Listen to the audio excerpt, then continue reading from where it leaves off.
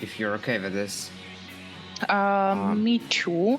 And before we proceed, would you be comfortable with talking through some cooperation guidelines? Because initially I didn't expect the offer from any of participants to put some of the videos. Like these answers are anyway yours, and it's about your privacy and attendance, not mine.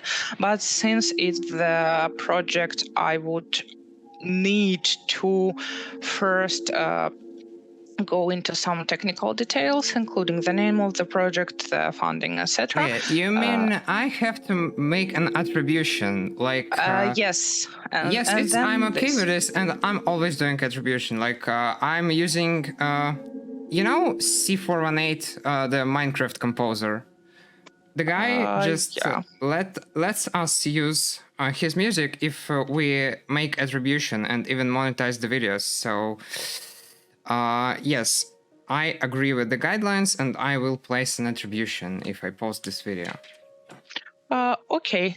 Then no problems. I can start recording in Zoom, and then we shall go into the details and the questions. I have a question. How to increase the size of my webcam in Zoom? Like, oh, all right. I can focus on my webcam and can focus on yours, but it's like,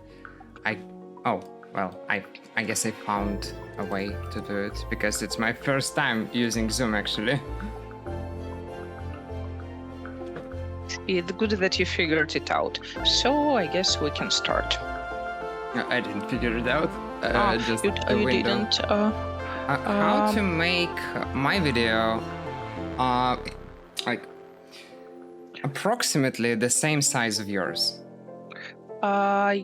You need to double click on you, and then it should switch the modes. Well, yeah, it switches, but I wanna see you too.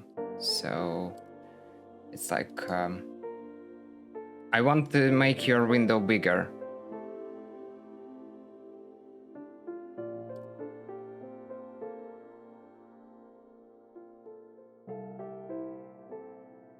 I guess somehow I like detached my video from the screen and probably, yeah, all right. I guess I figured it out.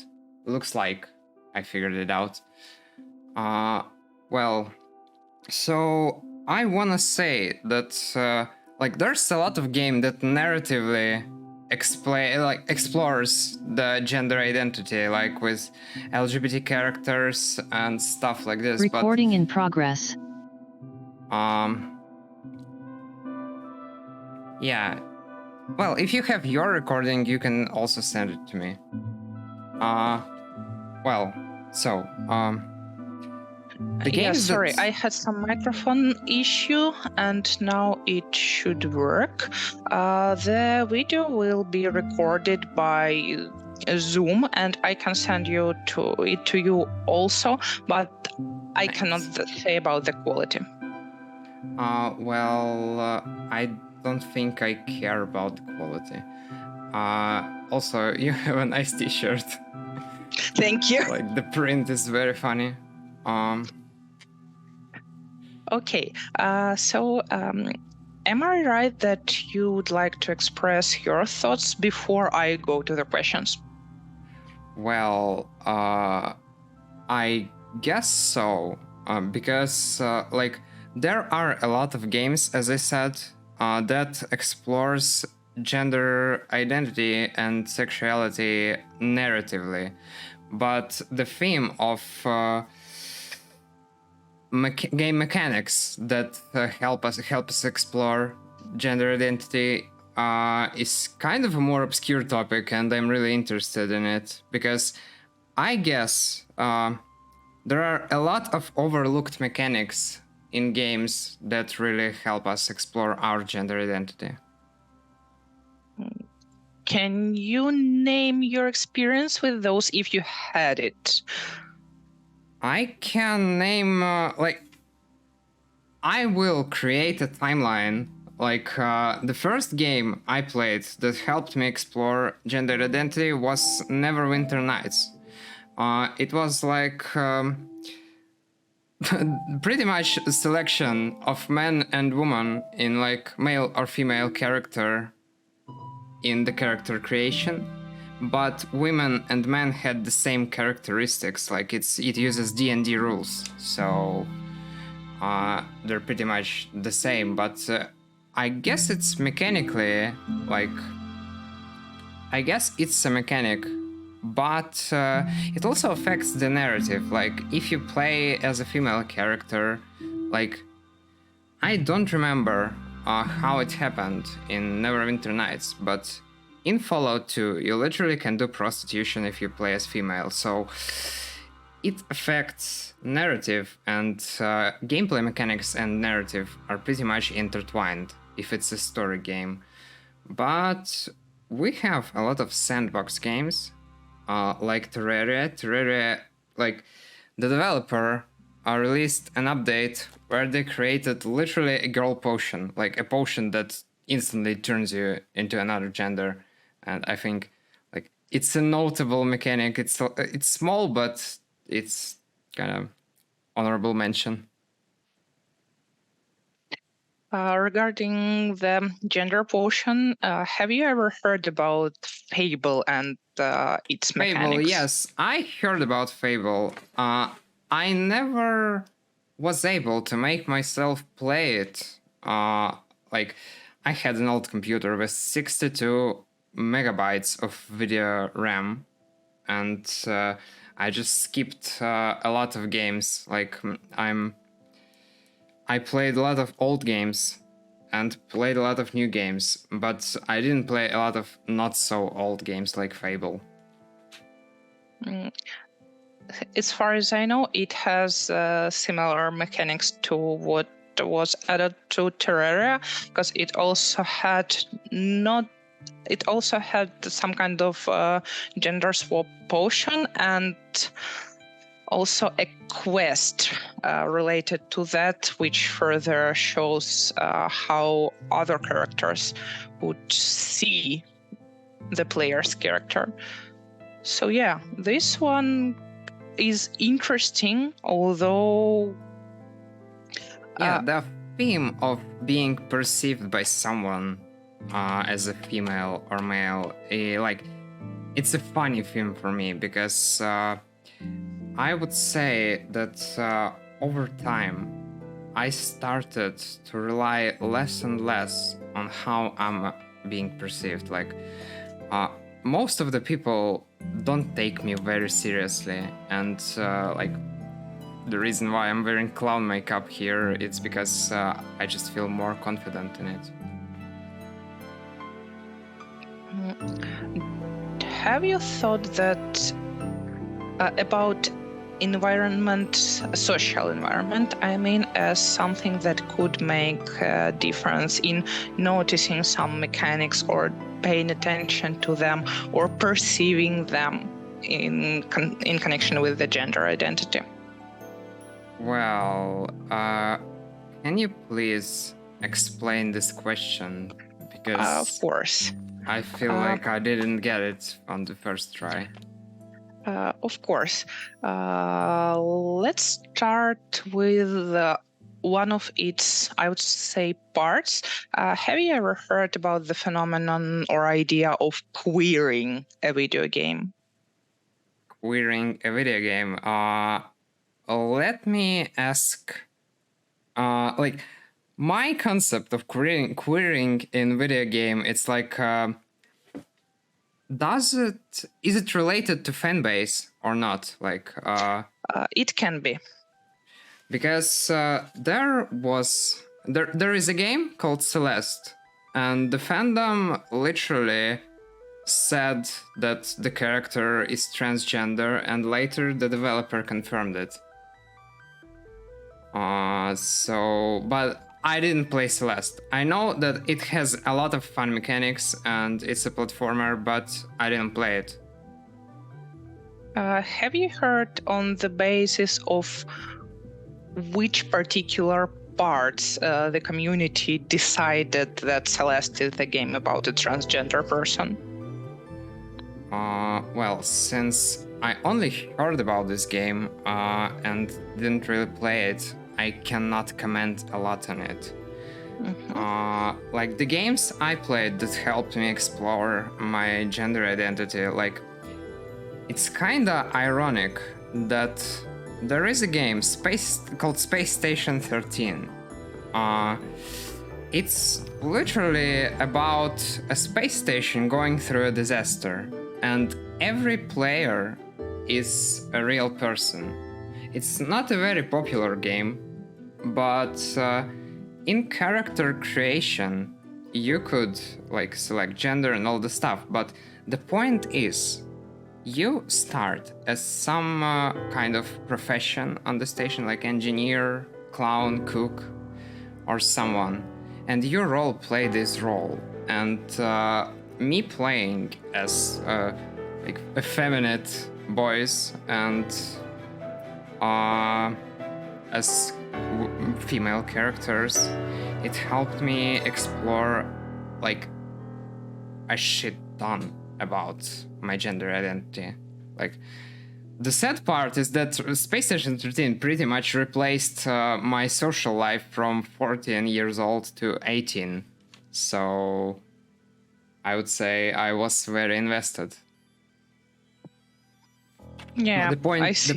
the point is you play as some profession on the station. There are a lot of mechanics, like launching an engine, wiring the solar panels, and I'd say my autism might have affected my interest in this game, because like I never have seen a neurotypical person play this game, so I guess well, it's a little bit like niche game. Oh, it's a highly niche game. It's freaking obscure. But like overall, the roleplay mechanics, when you create a character and like you don't choose options or like play through a narrative like in Cyberpunk, but you create your own story and you roleplay as a female characters. Those games are very helpful in exploration of our own gender identities. I see your point, and it's really interesting for me as a researcher who also knows about Space Station 13. And like, I haven't played it myself, but I watched people playing it a lot at some point in my life. So I was kind of happy even to see it while reading your survey response. So I have the idea. Yeah, I'm sorry for interrupting you. It's okay. Yeah, I'm also happy to see another person who knows about Space Station 13, but I feel like a lot of people know about it, but nobody plays it. And I guess it's better stay this way, because I had a conversation on a party with a person who's like really philosophical. Like the guy can... like, we have a running joke that the guy can think of something and it will materialize, and then he can literally unthink it and then it disappears. And we had a conversation about Space Station 13 where he asked, does this game make people so fucking weird? And, or it's just attractive for weird people? And I would say is the second one, because like I don't think game can affect your like mental state in a negative way, like a lot. Some games can induce anxiety or existential horror, like Soma. By the way, Soma narratively explores gender identity a bit, like because you're literally playing as a character who's placed in a dead female worker body, which was reanimated with machines. So yeah, I kind of lost my point. Like I went from Space Station 13 to Soma, but Soma only narratively explores this topic, and we need to focus on the game mechanics, which explore gender identity. Let's return to queerness for a bit. Why I brought it up is because some of game scholars, English-speaking ones, consider queering a video game as some kind of non-normative playing. When you take a game, there is a way to play it straightly as it was designed, and then you try to play it as it was not designed in so-called non-normative way. Do you think that it's possible? I think it is possible, and there are games that literally want you to break them, like mechanically, like Caves of Quote, Dwarf Fortress, and stuff like this. But it's easier to talk about sandbox in the context of playing the game not the way that is intended to be played, because sandbox is literally a sandbox. But in narrative games, I guess you can have some thoughts in your head, like some character is queer, or like without explicit message from a developer where a developer explains that this character is queer, it's pretty much okay to have headcanons. And I think some headcanons are really believable, and a lot of developers just don't want to admit, because the cost of doing business, they probably will lose a lot of money for supporting queer people, and like agreeing with some of headcanons, which will become canon if the developer will confirm it. I see. Since you do think that it is possible to play a game non-normatively, do you think that playing it this way, those interactions are connected with queer people? I have a question. Is there really a way to interpret art the way it was intended? Because I don't really believe that you can play a game like exactly the way it was intended, because there's a lot of variation in games, but it depends really on what's the focus of the game. Like if it's heavily narrative, like a visual novel, I couldn't say there's a lot of mechanics that helps us explore gender identity. But playing the game not the way like it's intended to be played, it depends. It really depends on the game, because some games just don't touch this issue, and but you can interpret some things inside of this game as queer, like it's pretty much okay. And I think like I can think of roleplay games a lot of, or sandbox games, but yeah, the topic is kind of hard, because we're discussing exactly the mechanics. Mm-hmm. And content is usually connected mostly with the narrative part of a game. But yes, there's a thing. I'm sorry for interrupting you. There's a thing called ludonarrative. Like it's the literally interplay between story and the game mechanics. I think like it's pretty much relates to all games except visual novels, but there is also sometimes variability and a lot of different endings in visual novels. I overlooked them because, like, having unmedicated ADHD is kinda hard to focus on reading and stuff.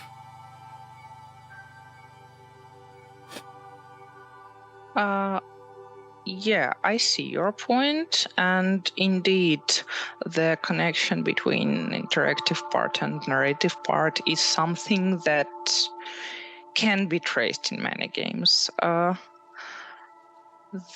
There is a question about things that could be done in most of the games, and still by some people see them as queer as metaphors to some things. For example, Can you give me some examples? Yes, examples. Yes.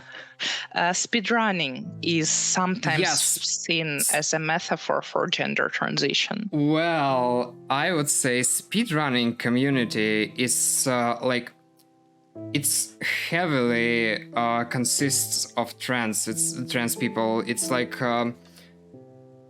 almost most of the speedrunning community are trans. I don't really know why it happens, but my wild guess would be that kind of a ostracization from society and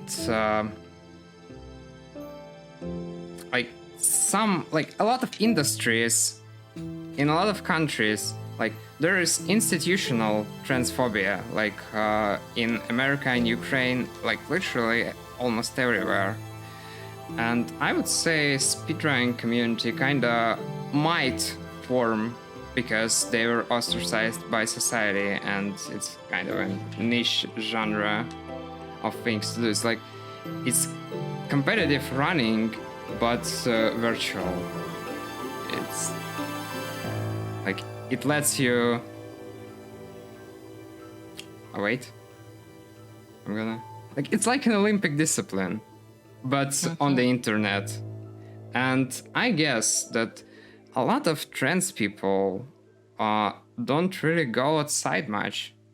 I would say I'm viewing it through my lens, and I don't really go outside much because I have anxiety about people. Like, I wear a lot of cool stuff I feel confident in, but I'm kind of afraid that war has radicalized our society. And like the people who are at center, they just went along the spectrum to the right or to the left and to the further extremes. But it's not related to the topic of our discussion again. I'm just rambling. It's completely fine. Like, you can share all the things you feel like sharing anyway. Oh, I feel we like are sharing trying a lot to of things. focus. Well, I feel like I'm sharing. I feel like sharing a lot of things, but I'm very interested in the questions you will ask. So then, some people view speedrunning not a queer way to play the game, although I do agree with the big queer community inside of speedrunning community, but since because of the competitiveness of speedrunning, which is often seen as something mostly heteronormative masculine way of playing, and because it is possible to skip some queer content in games, here the example of Gone Home, if you heard about this game, could be used. Gone Home. It's about a lesbian girl and with an abusive father. Yes. Yeah. I have played it. Like, there's not a lot of mechanics, but narratively it heavily leans into queerness. I didn't know people speedrun it. They do. But alright, I guess. It's a great game. It's like a lot of people, like, there was a lot of outrage about this game, but like, I tend to approach things with a beginner mindset. Like, if I don't know about something, like, I don't know, it's probably like, I'm an artist by my profession. Like, my main thing is just drawing pictures. And fuck, I lost my point. Yeah, you started from the beginner's mindset. Yeah, the beginner mindset. I still approach art with a beginner mindset, like, because sometimes you have to repeat the basics, and sometimes there's a lot of new concepts, like that. To internalize them, you really have to view them with uncritical eye, and art taught me a lot about it. Like, I started to observe things, and not only visually observe things. Like, I started to observe games, the phenomenons that happen. I guess. We can return to the topic of game mechanics. Yeah. Why I asked about going home is that speedrunning of this game is sometimes seen as straight washing through interaction. Do you have something to say about it? Straight washing? Yeah, like exclusion of queerness, returning the game to something hetero-cis normative. Well, a lot of people have resistance to the concepts they don't understand, and learning is actually painful. Like, it triggers the same receptors in the brain that are responsible for pain. So I think that people use their biases and shortcuts to, like, judge other people, but, like, not everyone needs to learn to be non-judgmental to survive. So there are a lot of judgmental people that will try to exclude like, trans people from communities, and will try to explain that some queer game is not actually queer. I would say it's it mostly happens out of ignorance. Like, people don't want to learn about the concepts they do not need to survive. I see, but returning to the example of speedrunning, like, it's a complex use of different mechanics. Do you see it still more as something queer, even though it could be used to straight washing, or just as a tool to change the gameplay? I don't think that I view any activity as queer or not. I'm pretty much abstracted from the society view right now. But if I view it through the society lens, like, in terms of, you asked about straight washing, like, people will be people. I think we can, like, my worldview on, like, straight washing and this other stuff is like, we cannot change much, but we can attempt to change, and those attempts are variable. Like, we can attempt to change the society,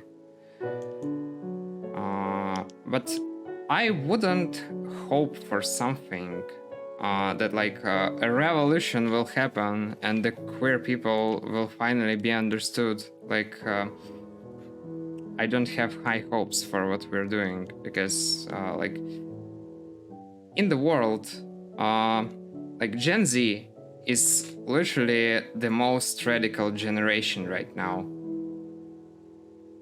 And on the topic of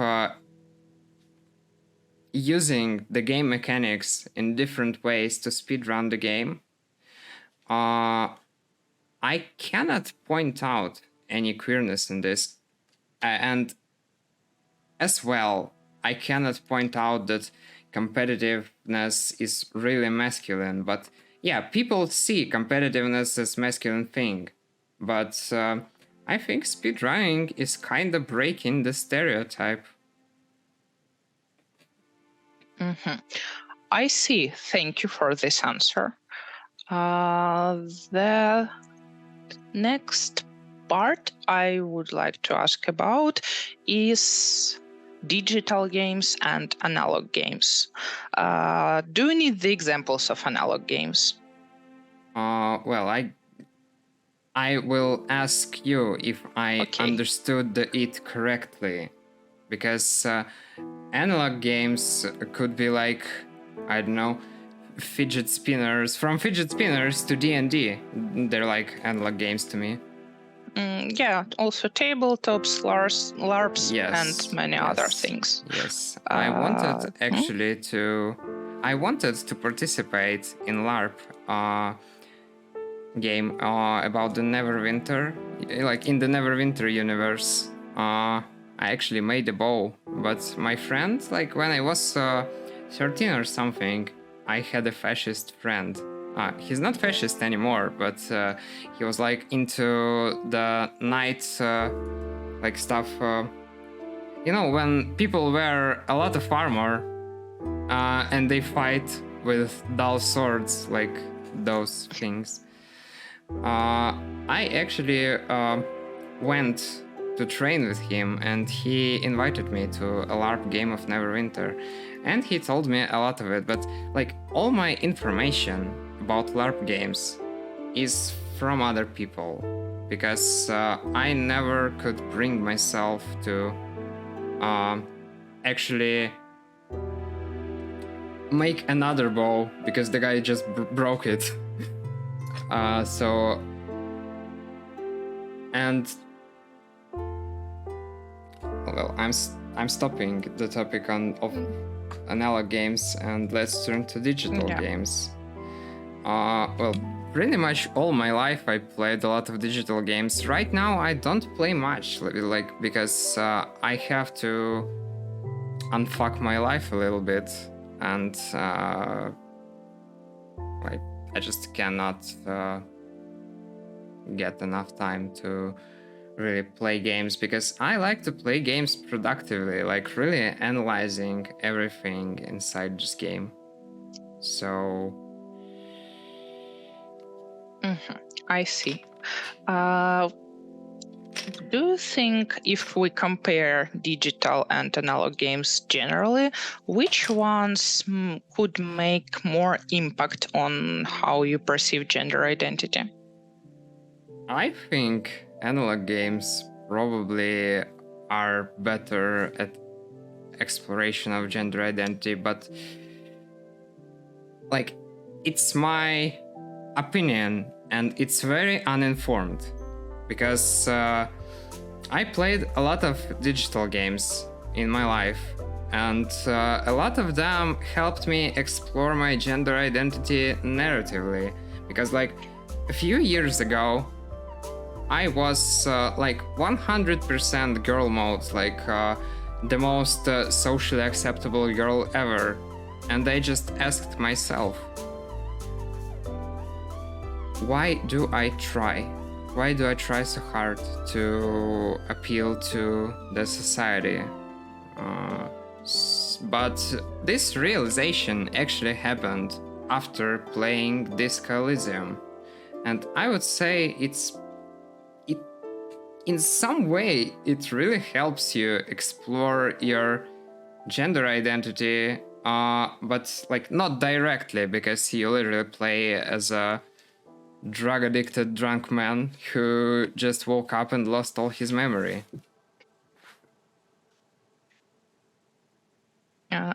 Okay, I see that you have like more theoretical opinion regarding analog games, but could you try to give several arguments why analog games are better for self-exploration, mechanically wise? Well, I think game mechanics act as some sort of medium, like between you and other people and the game. And if you have another layer of like protection, you can really try to play characters which have different genders, gender identities, and other stuff. So when you play as this character, I think it might raise some doubts about your own gender identity. Like, you just might discover that you enjoy playing women more, or you might even discover that you don't really care about the whole concept of gender like me, but when I look at it, they kinda can impact your exploration of gender identity in different, like vastly different ways. Okay. Returning to digital games, if you created a video game, any that you just would imagine, what would be the perfect game mechanic to help with gender identity or to accommodate gender identities of players?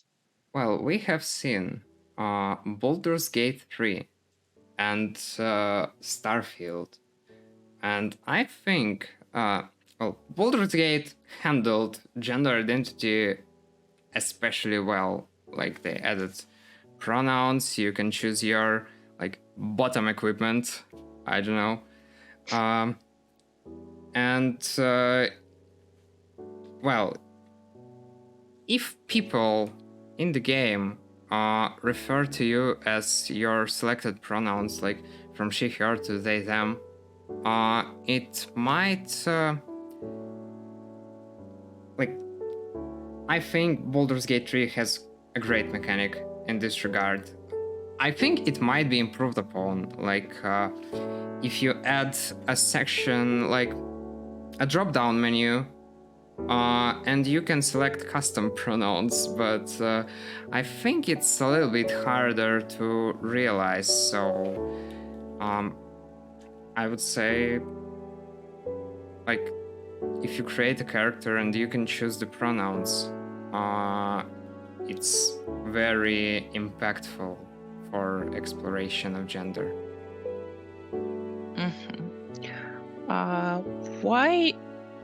How do you think, why so many game mechanics that had the biggest impact on players are one way or another connected with either character creation or character customization? I think because role-playing is pretty much the only genre that lets you explore the aspects of your personality very deeply, because in role-playing games, with time I learned to separate myself from my character, and I can play bad guys, like Hitler level stuff, but when you first play role-playing games, you probably relate to your character very much. Like, I think you have to go through several characters to really stop relating to them and start actually exploring the darker aspects of your personality and how you feel about the character actions or gender identity. So am I right that you think it's because of player's connection with the playable character? Well, I think it's because of the whole process of players' connection to their characters and learning to disconnect from them and play entirely like different characters. Because some people, I believe that people, if a person has doubts about their gender identity, they are very likely that they are trans.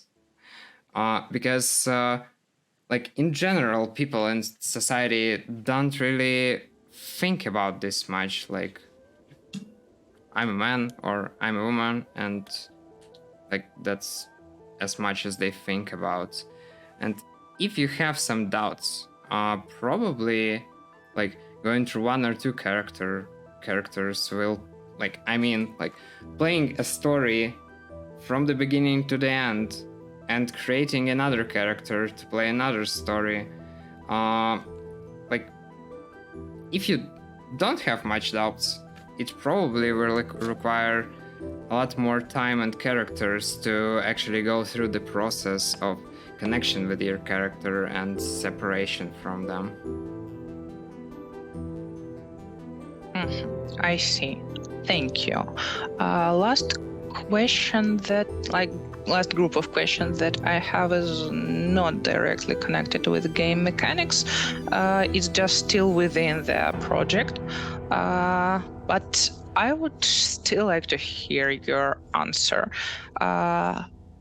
Could you describe Ukrainian gaming communities and their relation, like their attitude to LGBTQ+, from your experience?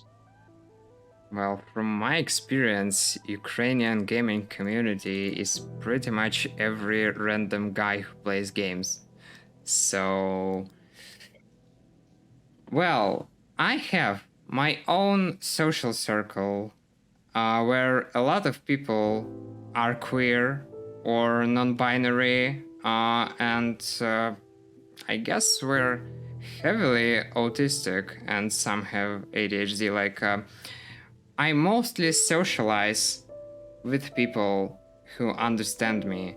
So, in terms of Ukrainian gaming community and their like relation or opinion on LGBT people, I think it's pretty much reflected by society. So like it's like a third of people, like 1/3 of people, is probably accepting, and the other 2/3, which I think that if people say they are neutral to LGBT stuff, they really are pretty much opposed to them, because when they say they are neutral to them, they say like just don't push it into my face, like and a lot of people feel like adding a mechanics which allows you to make a character with they them pronouns or something is heavily judged by those people as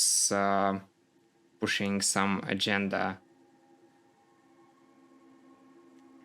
So I would say it's pretty much the same as in society in general in Ukraine, but that's as much as I can say, because I don't participate in a lot of gaming communities, and my social circle is pretty small. But in college, I had an acquaintance. The guy made Let's Plays. No, not Let's Plays. The guy made reviews of bugs and stuff in horror games. So it's like, it's a bit like speedrunning, but it's more about finding a lot of bugs and explaining them on YouTube. Like, I think it's a pretty interesting niche, but we stopped talking. Actually, like, the guy was pretty much opposed to like transgender stuff and other thing, just because it felt disgusting to him. And I would say a lot of people who are neutral or negative on the trans and LGBTQ issues. Well, I lost my point. Like exactly what I told before my last words, because I lost my point. You started talking about your friend and I exactly. I found the point. A lot of people who are negative to LGBT and trans community and their issues, they just don't wanna see trans people in public because they feel it's uncomfortable to them. Like, and in general, this discomfort causes a lot of bigotry. I would say in my past, I was visiting the Russian analog of 4chan called Dvach, and there was a board for trans people, and actually like both the like general community of the website and trans people were really toxic to each other. So I think like pretty much like general society is pretty much reflected in the gaming community. I don't think there's a large discrepancy in Ukraine in terms of supporting or going against LGBT people. I see. What Like, do you think? Yeah, sorry. I might have accidentally conflated the like Ukrainian internet people with the Ukrainian gaming people, but if you actually use internet and social media, it's highly likely that you play games too. But I cannot really point out which one is a casual gamer, like playing some stuff to relax, or a person who is competitive, or like there is a group of people. Like I don't like labeling myself, but I think that I'm trying to analyze games as art. So that's like entirely different community. So like people who make or enjoy art. So in those communities, they might have different attitudes. Like I have a belief, it might be biased, but the larger the community, the more it reflects the general societal consensus on issues. And the smaller the community, the more people there will have some fringe views. Like fringe doesn't exactly mean something bad or good. It's like just unpopular opinions, I would say. I see. Thank you. And last question is, what do you think about the idea of creating a Ukrainian gaming space for queer people? I think it's an insanely great idea, because I think a lot of queer people found escape in games. Like I have found escape from my abusive parents and like the society at large inside of some games. But also, I'm the person who tends to just read random stuff on Wikipedia for like until 3 a.m. So I think this idea is insanely great. I don't know how many people will actually want to join this queer gaming space, but like I support this idea entirely. It doesn't matter if it fails or there will be a small community of people, but it's worth a try. Thank you, because one of the main ideas of the project I'm currently working on is the creation of at least online space of this kind. Well, I would like to join it, and I would say like it can prompt some interesting discussions. It can help queer people to get into game development and stuff, because like I myself want to make a game, but right now I'm just focusing on learning 2D art, like literally drawing and stuff. And then I will move on to 3D, and I would say people who enjoy games make great developers. Like if they don't make a game for like with the sole intent to collect money, the game is highly likely to be very artistic and interesting. So yeah, this is an amazing idea. I don't know how many people will join, and it doesn't really matter. It's really worth a try. Thank you. And I'm grateful very much for your answers. Now I will stop the recording. Thanks once again for your participation in both the survey and the interview. Well, thank you for inviting me. Because, like, are we just cutting off the connection right now, or? No, we can stay and discuss. Like, I have some time before the next interview, so we can, if you have any questions or anything to discuss, feel free. Well, it's kind of funny that not a lot of people have agreed to this interview, because I was prepared to like a large group of people, and well, I think one-on-one interviews feel more comfortable to me, and I'm grateful for not hanging up on me for being in the clown makeup, because like I don't think I really weighted this idea inside of my head. I just thought it would be nice. It's completely fine for me, and also since I'm a game scholar who worked for some time in Ukraine, and now I moved to Finland, and I work here for something close to 1 year. Suomi perkele. Vittu. Like literally the only thing I know in Finnish is perkele, and I don't remember, it's like Helvetine or something like that.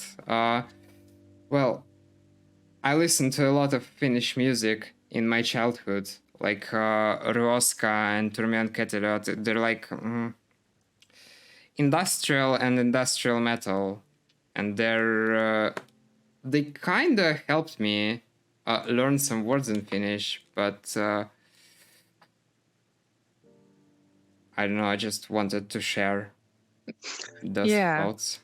That's really great. And gaming, like game scholar community here is like it's kind of accepting, and after hanging out with them, for me it's completely comfortable to talk with a person in any outfit, appearance that is comfortable for them. Have you ever met Ville Kallio? I think no.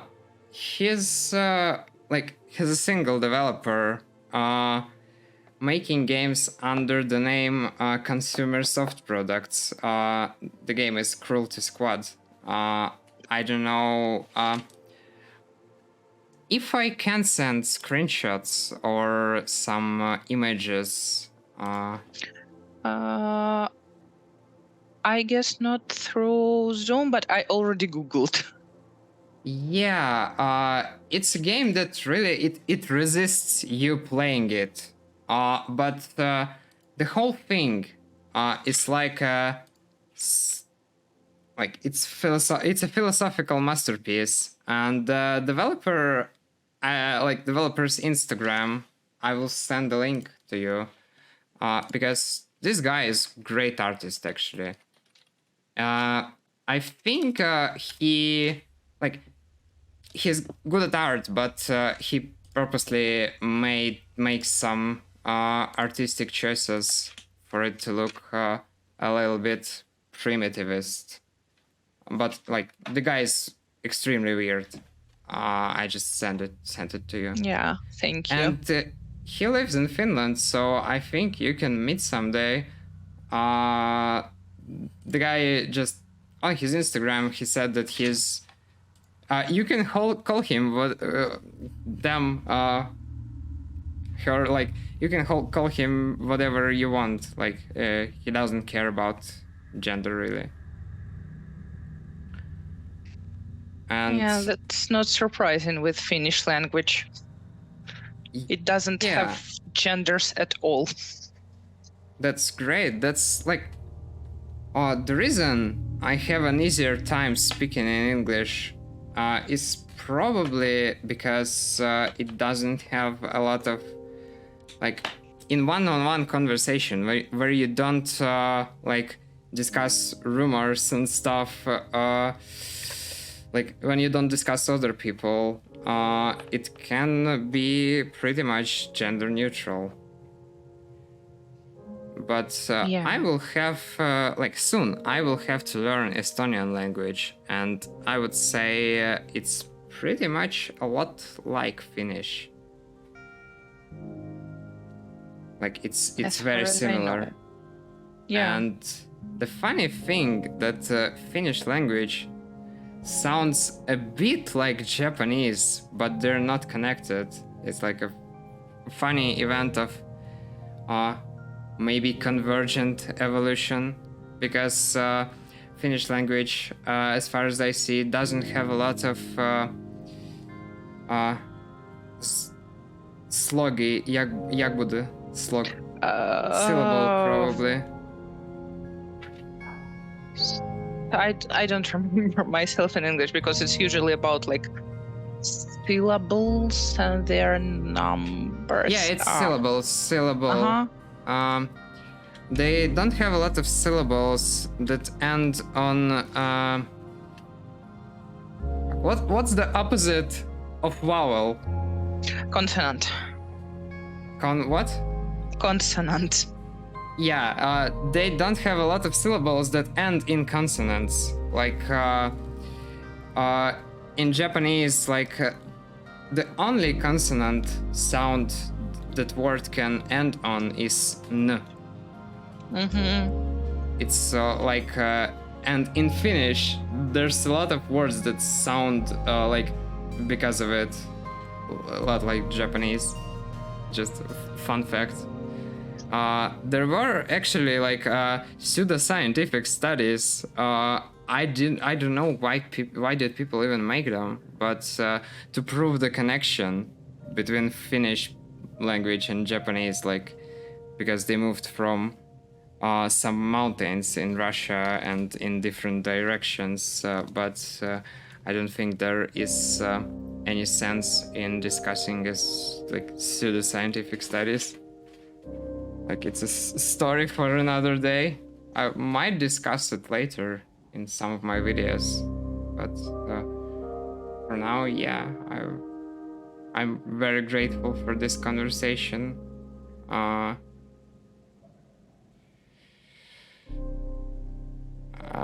think it might help me with my development of public speaking skills. So it was really worth it for me. I'm happy to hear. Yeah, I will send you the recording and I will send you the brief information about the research. Yes, I'm really happy to participate in this research because, like, as I said, we have a lot of games that explore gender narratively. but they don't really let you interact with any of these mechanics in which gender will affect something. And Baldur's Gate was a pretty notable example. But it's really not an example of where the gaming industry is heading, because Baldur's Gate is pretty much an indie game. And in Starfield, I didn't really play Starfield, but I've seen some people, I've seen some outrage about the they/them pronouns in Starfield, but I probably will never play it because, I'm not really interested in it. Like, when Skyrim released, 11th month and 11th day and 11th year, 2011, I played a lot of Skyrim, and from what I heard about Starfield, it's pretty much Skyrim, but in space, and really boring because you don't have a lot of freedom to use your ship in space and other stuff. It's pretty much consists of fast travel, and I would say it's like Disco Elysium is really worth a look, because the mechanics can not only affect your exploration of your gender identity, they can pretty much affect your worldview, because Disco Elysium just literally pulled me out of and there's two kinds of nihilism, like passive nihilism and active nihilism. Well, passive nihilism is when nothing in life matters and you just do nothing and being sad. And active nihilism is when you do stuff despite life not having a meaning. And well, I guess it's a story for another day, because I have a lot of things to say about the whole concept of hope and stuff. Yeah, but whenever you have another study, I would like to participate in it. Okay, thanks a lot. And if you are interested after the report about surveys and interviews is finished, I can also send it to you. Yes, I'm interested. It's actually my first time participating in an interview that is linked to a scientific study. I was in job interviews, I talked to psychotherapists, I talked to camera, but I never really participated in this kind of interview, and it was an extremely interesting experience. I'm happy to hear. Especially because, in Ukraine, I feel kinda isolated from other people, and I guess this whole event was a bit cathartic to me. I realized a lot of stuff I had to say, and also I want to add on Disco Elysium, there is a skill category psychological, and there's a skill called Inland Empire. It's pretty much a mechanic that really affects narrative heavily. All the skills are the voices inside of your head, if you heard of Disco Elysium. I also watched people playing it a lot. Yeah, well, Disco is Inland Empire is a skill that really prompts you to look inward, to explore yourself, to think about what are you doing with this life. It's basically creativity and inner insight. So I would say Disco Elysium is not it doesn't explore gender identity directly, and I felt a bit dysphoric playing this game as some sort of disheveled man. But Inland Empire is a skill that worth like looking into in a very isolated perspective. Yeah, I think I will definitely look into both Disco Elysium, Baldur's Gate 3, and several other games also that you mentioned. Cruelty Squad is literally my favorite game. Like, it might not be great. Like, it's nice gameplay wise. It's like it's an immersive sim. It's similar to Deus Ex and stuff like this. But this game is really resistant to you playing it. It's like it's purposely made uncomfortable, but it has a lot of value because it's about a world where like resurrection is so cheap that the amount of people and overall life in this world is inflating, and because resurrection is almost free, people cannot die and the value of life becomes negative. So like it's a depressive game, but the end also feels extremely cathartic because it's about like I don't know, I don't want to spoil it to you, but if you never play, I would probably look myself. Yes. I would say if you look past the visual presentation, it's an amazing piece of art. Like, and I think it's not really about looking past. It's just about accepting of how the game presents itself to you. Like, it looks extremely like bad in the sense of general like view on games and design, but it's like, you know, when you find a diamond in dirt, it's pretty much like this. But really, Cruelty Squad is not really related to gender, so I didn't mention it a lot. Like, my identity formation pretty much was influenced by Space Station 13, and later my me questioning why do I try and really accepting that I'm non-binary. It was a second step, and I think in this case, Disco Elysium really helped me. Because it's literally about a person who lost his memory, lost his identity, lost his everything, and just rebuilt himself from scratch. So, like, a lot of my attitudes towards, like, before I accepted that I was non-binary, I thought that it's a thing that people on Twitter and TikTok do. It's a pretty transphobic view, I would say.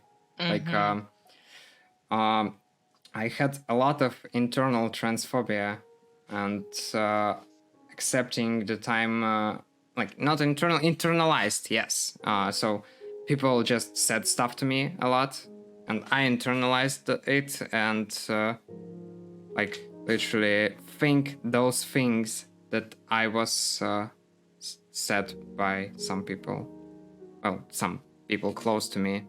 And Disco Elysium helped me really restart my identity formation because, well, since like we're not talking formally right now, like it's not for the study. Yeah.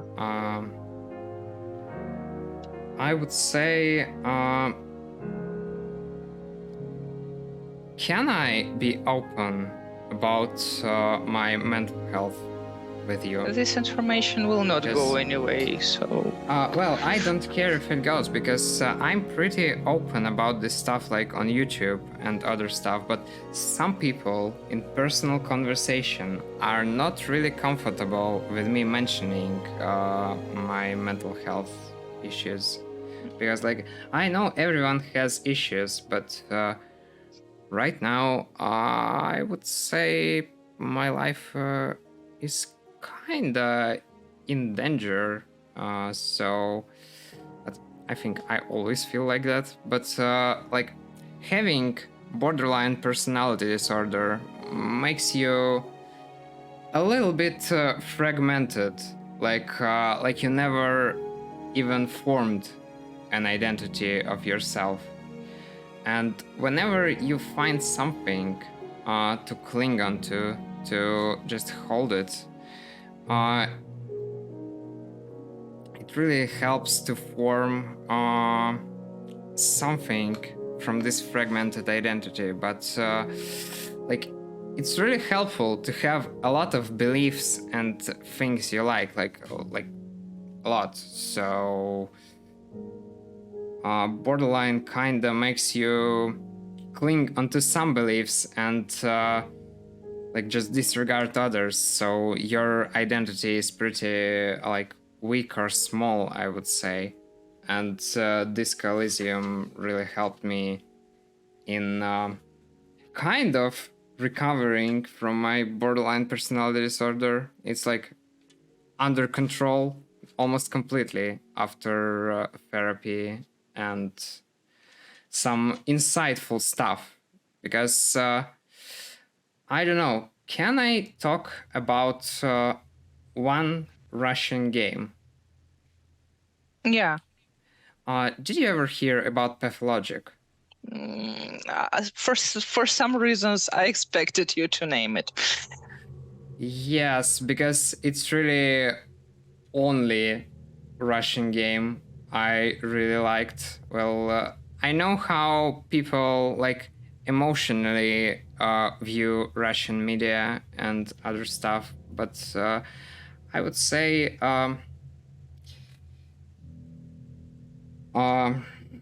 people do not become violent just because they want. Like, there was a lot of despair in Russia, and that's exactly why they don't really care about losing their lives here and why they do those atrocities. Like, the more suffering the person endures, the more the likelihood that this person will be extremely violent.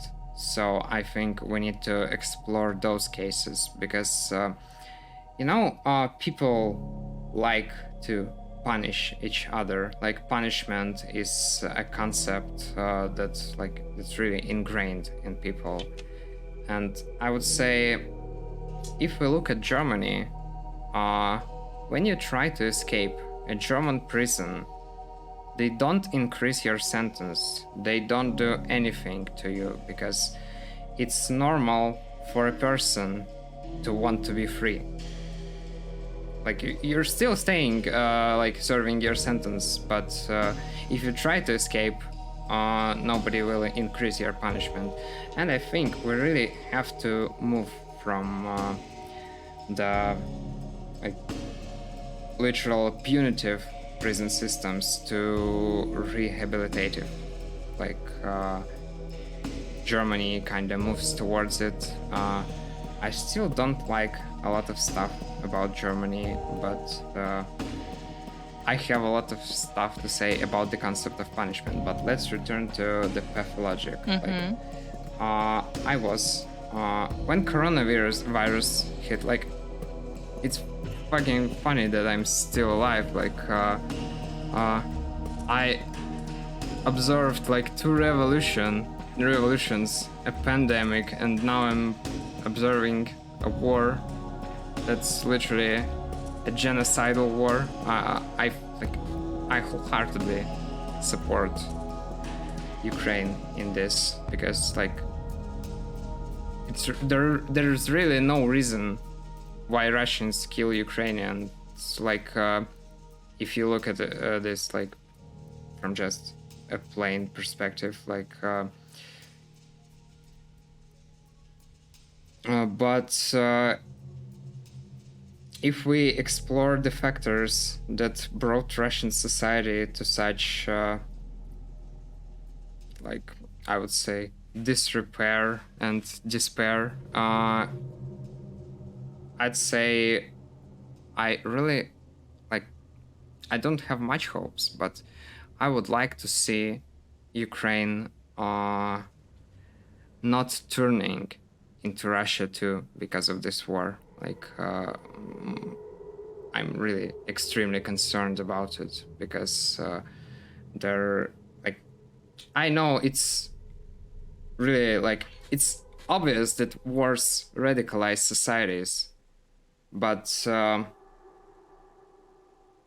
fuck, I can't return to pathologic too well. I was extremely depressed when coronavirus hit, and it really helped me understand that if I die, I won't be able to help any of my friends.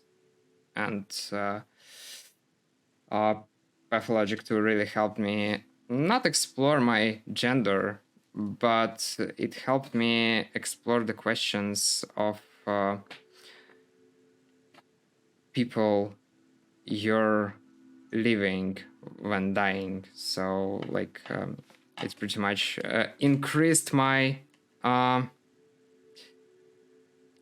it pretty much gave me an objective to finish this life to the end and experience every part of it, like sad, I don't know, happy, joyful, disgusting, and other stuff, because in this world there's a lot of things happening. Like, have you seen the new president of Argentina?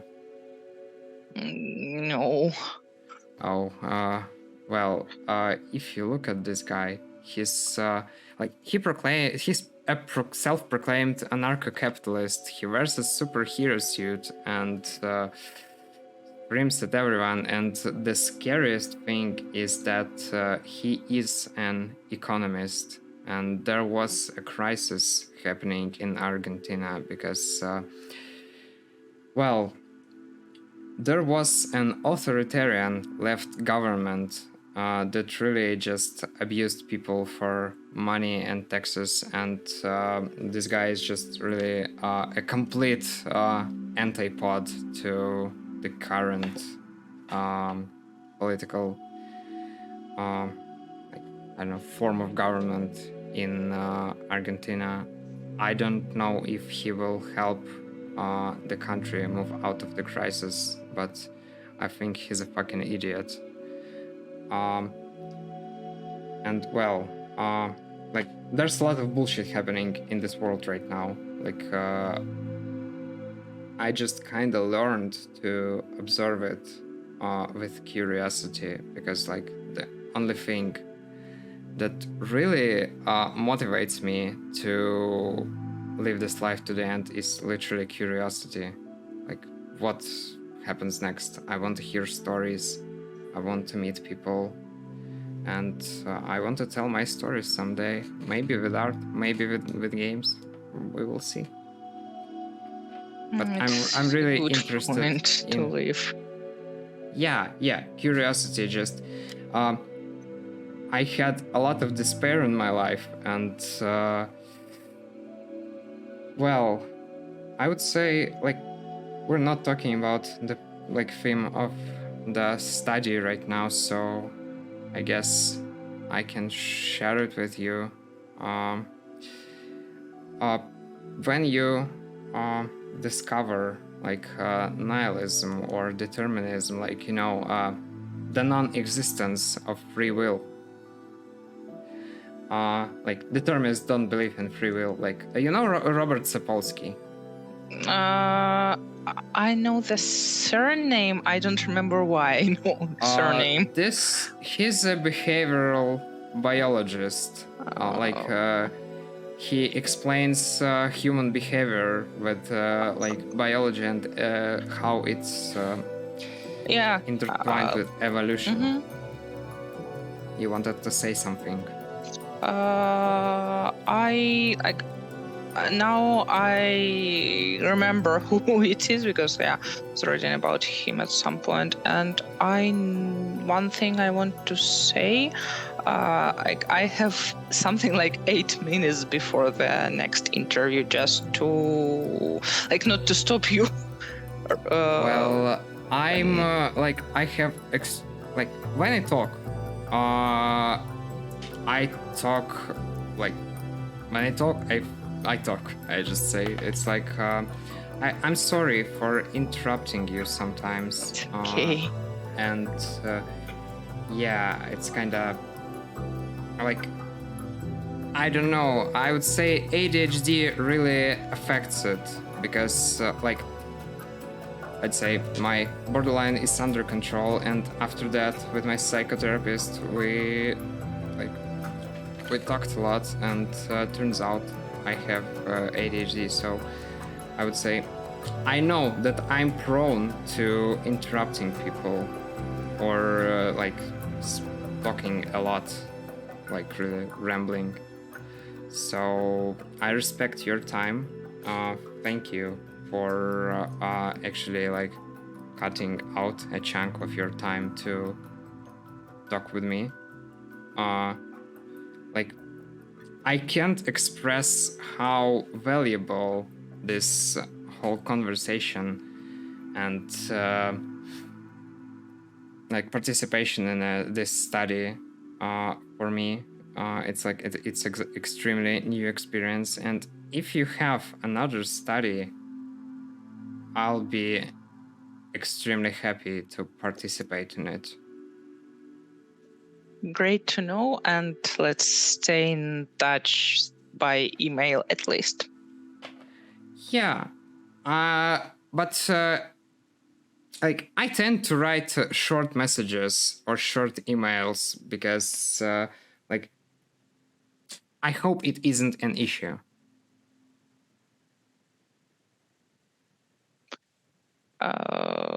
Yep. So it isn't an issue, if I write short emails without some... It's not an issue completely. It's fine. If you want, we can connect on Telegram if you use it. I do use the Telegram, so I can...